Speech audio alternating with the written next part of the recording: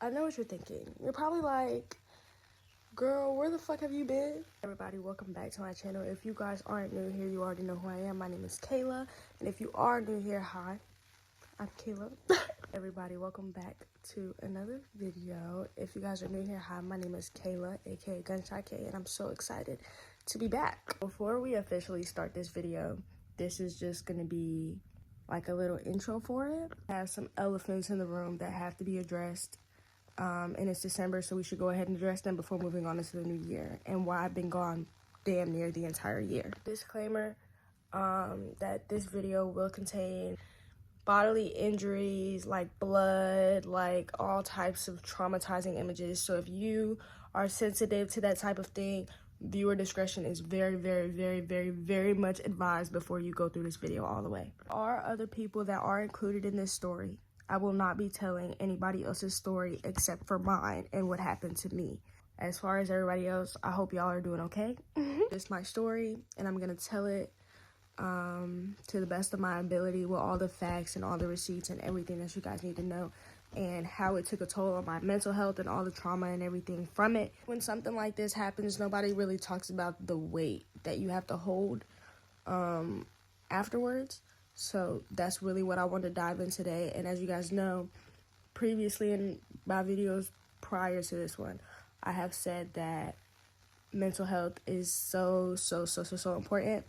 This one really took a toll on mine, okay? I've taken 8 months to recover, to heal, to really try to get my life back together. I think it's time to let you guys in and really focus again on the things that matter to me, and this channel is one of the things that matters to me the most. For anybody that was with me during this very, very, very hard period, I am enormously grateful, and I'm very, very, very blessed. God really guided me and is still guiding me through what happened. So without further ado, we're gonna go ahead and get started. So here we are. Before we really get into the nitty-gritty of this, like I said, I did put a disclaimer at the beginning of this video that there will be some graphic images and that I will not be speaking on anybody else's experience with this situation, okay? April 29th of 2024, I was with a friend. Me and this friend were gonna go get another friend, and on the way to go get this other friend, we got into a deadly car accident. I was driving a truck and we were clipped by an 18-wheeler on the highway. I'll go more into depth of that, but before I do that, I do want to take a second and tell you guys what happened. I was in a damn near fatal car accident with an 18-wheeler, and I was driving the truck as well. I was driving a 2005 or 2000 something Nissan Titan. So it was a pretty hefty truck. It was my father's truck. I do think that if I was not in a truck, I probably would not be here today. That being said, we was clipped by an 18-wheeler, an Amazon Prime 18-wheeler. It happened around 2 in the afternoon. Literally, it was early. It wasn't even late outside. There was a lot of people on the highway. I can't really explain how the accident happened because I don't really remember. Like, I'm driving, and the 18-wheeler, essentially, it was right near the exit ramp where I was gonna get onto the highway. So I waited for him to go, and then I got beside him, and then I tried to go around him. I'm the type of person, I don't like to be next to no 18-wheeler, behind no 18-wheeler, like nothing. Like, let me just go ahead and get in front of you so that I don't have to worry about you. Psych. So as I'm switching lanes to get in front of him, the back of his truck clips mine. I lost control of my vehicle, and we spun out. We hit a pole. We did a 360, like the whole nine. The 18-wheeler kept going. My truck flipped back right, like right side up. I didn't lose consciousness. Mind you, I'm not in the car by myself. I looked to the passenger side. My friend is gone. I just remember the ceiling being like so caved in, like it was like so close to my head. Like if it would have just went a little bit closer, I probably would have had a concussion or like skull damage or something like that. The seatbelt had sliced my neck. I don't know if you guys can see that scar. It's kind of gone now. Like I said, it's been 8 months. I suffer a lot of injuries. I suffered really bad airbag burns. So right here, this is an airbag burn. That's where my tattoo is messed up at. And then on this side, you can't even really see because of the light, but I have some scarring on this hand as well. And then this also messed up my tattoo, but you can't really see. It looks a lot better now.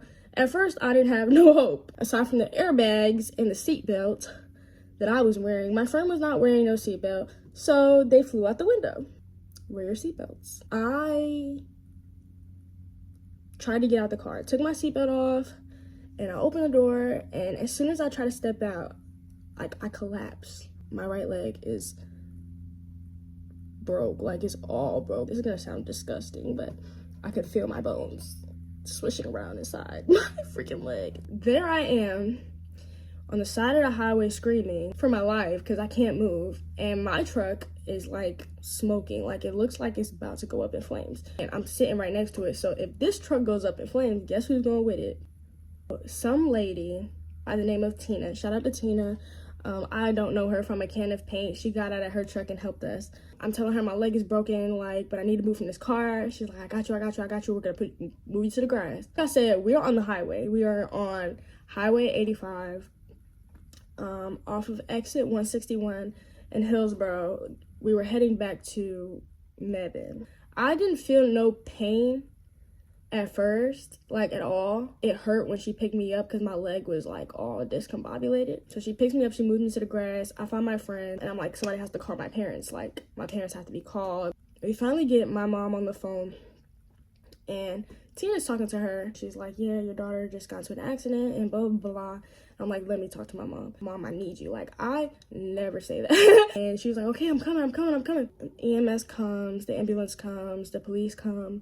As I'm sitting in the grass, I think it was, I don't know if it was a state trooper that was questioning me or if it was, I don't really remember, asking me how old I was. I was 18 at the time. Asking me who was driving, it was me. If I had my license, yes. If it was insured, yes. Like all that kind of stuff. They cut my dress. EMS, the paramedics, cut my dress. So I'm naked on the grass, basically. I had grass everywhere in my hair. They cut my dress, they put me on the stretcher, and they put me in the ambulance. There's 2 ambulances. My friend and their grandmother is in the first ambulance, and then me and my friend's mother is in my ambulance. I'm in the back with some guy, EMS guy, paramedic guy. I don't really know the difference. And I'm just like, it's bad, isn't it? Like, my leg is cooked. And he's like, yep, it looks pretty bad.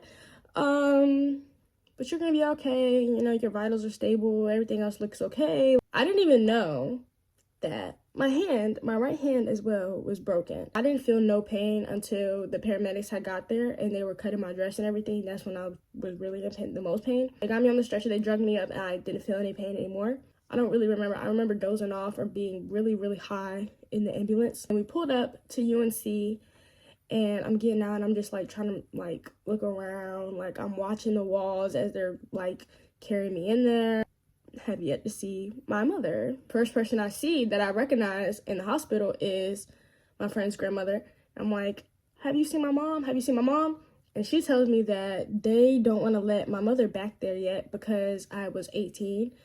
And I guess because I'm an adult, all this stuff, whatever. That's really stupid. If that's my mom, let her back.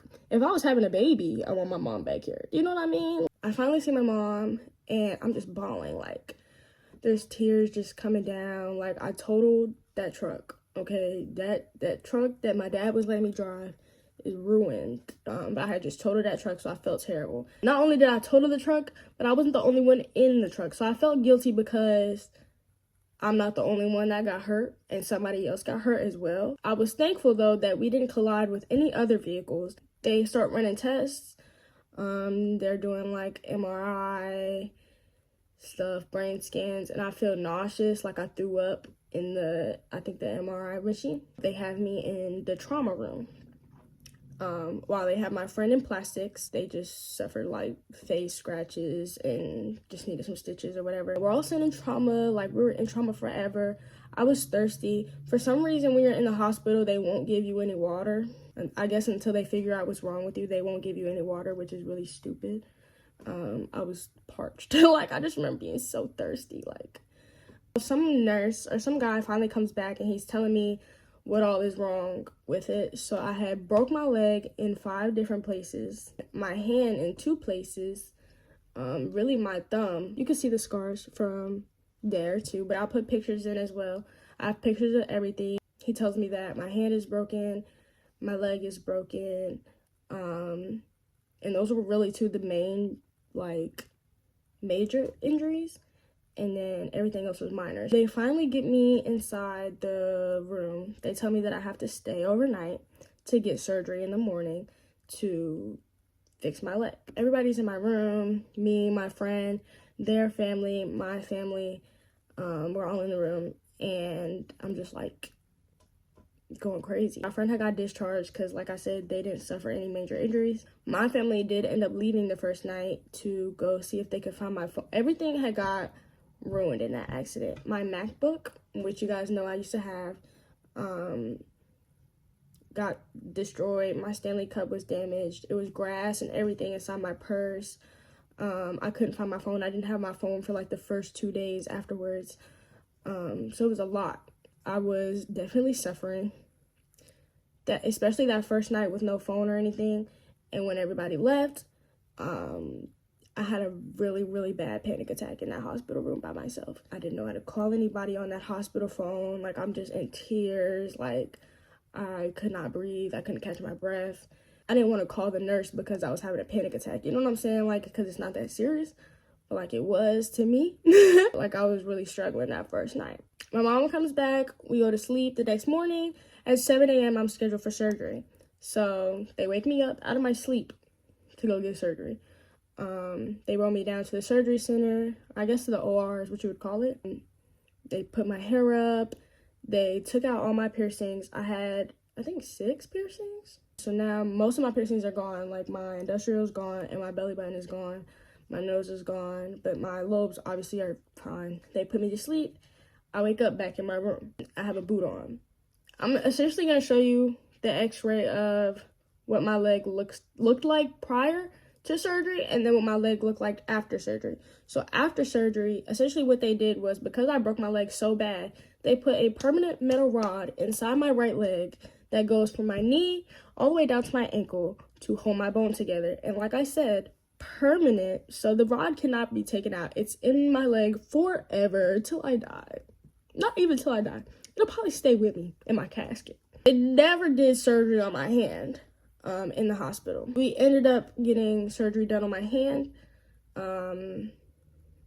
once I was discharged from the hospital. I guess when you're in the hospital, they worry about the most major problem first.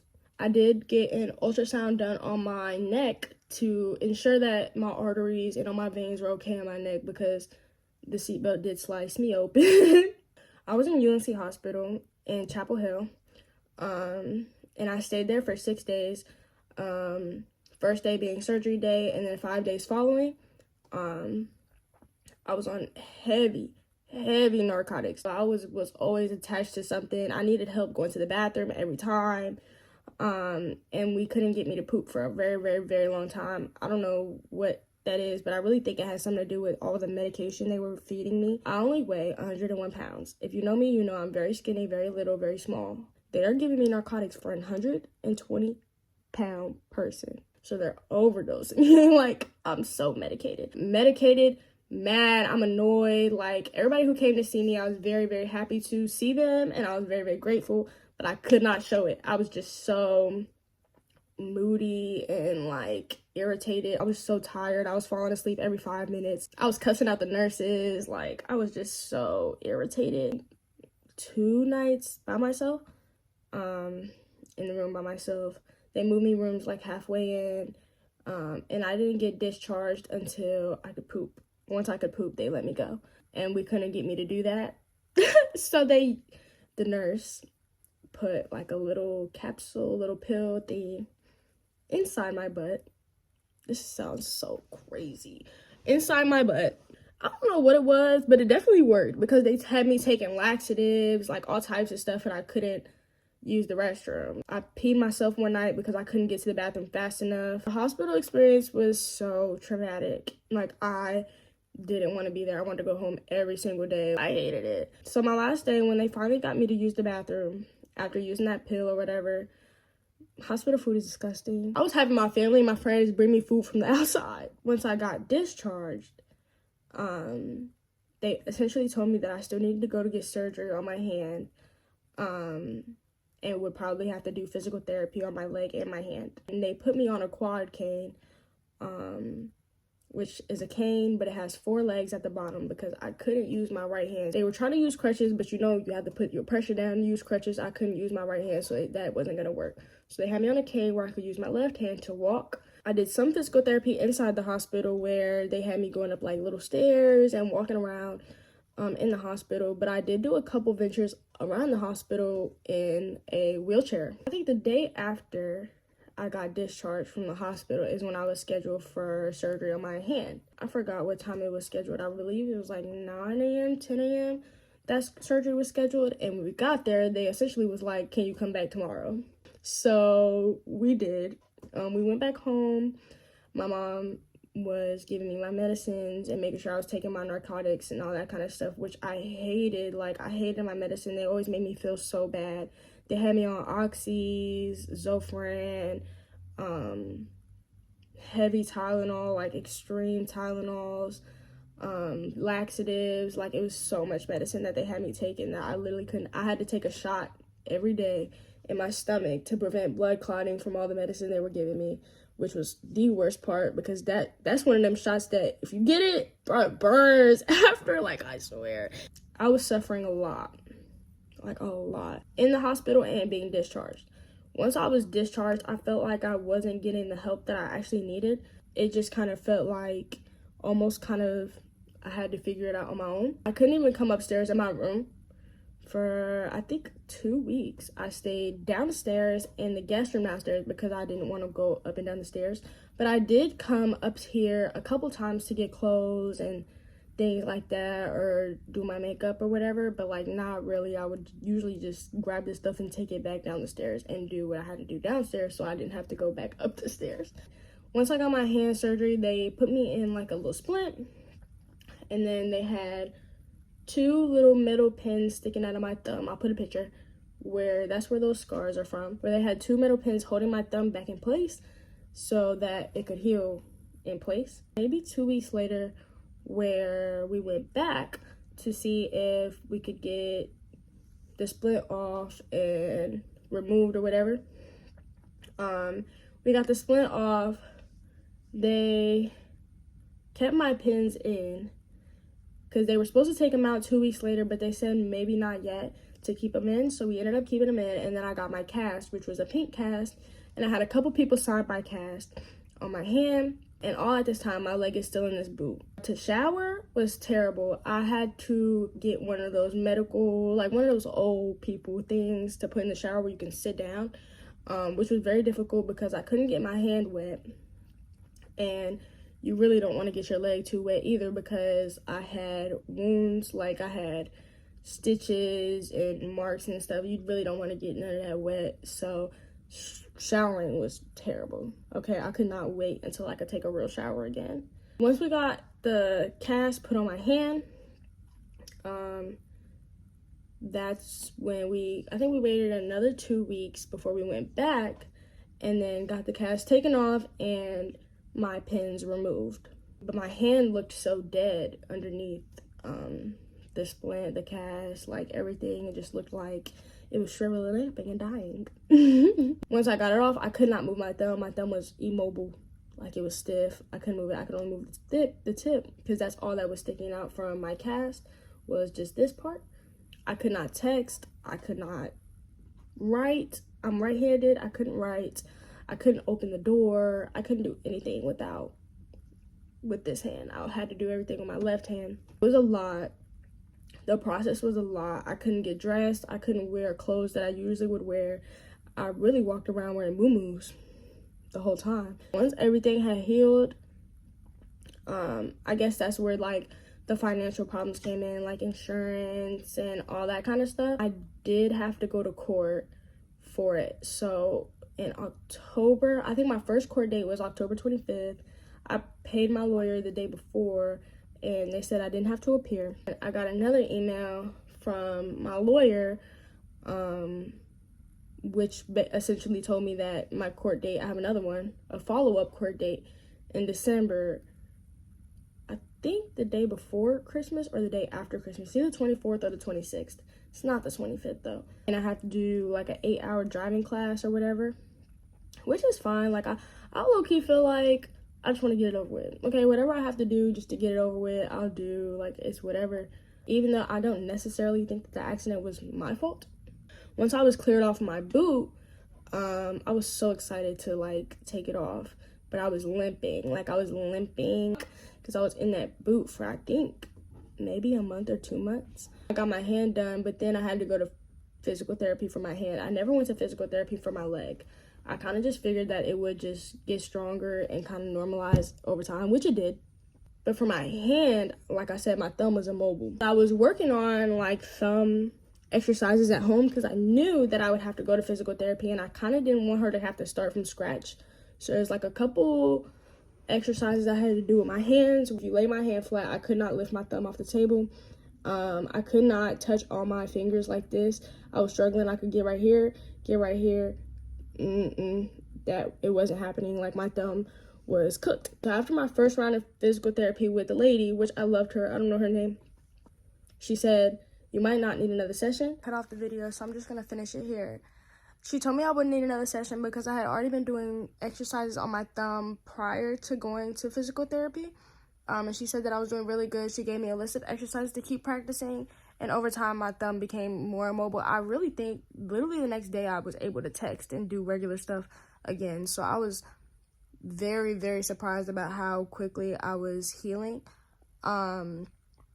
They also told me that if this would have happened if I was a little bit older, I was 18 at the time. They said if I was like 35 or something, I wouldn't have healed the right way. I wouldn't have healed the same. I made a great recovery, so I was very, very thankful. But yeah, so that was my story. It was very hard. I really, really did my makeup so I wouldn't cry trying to tell it. I just want to say that God is so good and you should really be grateful for the life that you have because it could definitely be taken from you so fast. I think 2024 really taught me that life is short and that it can be taken from you. I really wasted my entire year literally healing and recovering and working on my mental health. Because my mental health literally plummeted after that. I felt so helpless, like so stuck. Like I was the only person in the world going through something like that. And I didn't really have like that great of a support system. Navigating that alone was definitely a treat, to say the least.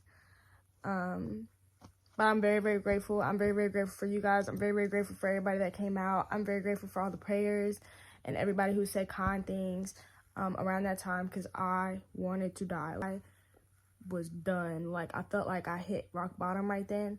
And it was just so many emotions that were eating me up. It was guilt. It was pain. It was so much stuff that I was trying to conceal and it just wasn't happening. So yeah, but that's my story. I really appreciate you guys taking the time out to watch it. This means everything to me, and I definitely didn't want to leave you guys hanging and not knowing what had happened without any details or anything like that, because I will forever be recovering from this accident. Like I said, it permanently changed my life, so I will forever be learning how to navigate and learning how to redo things. Yeah, thank you guys for watching. I appreciate it. No outro. I'm not doing no outro.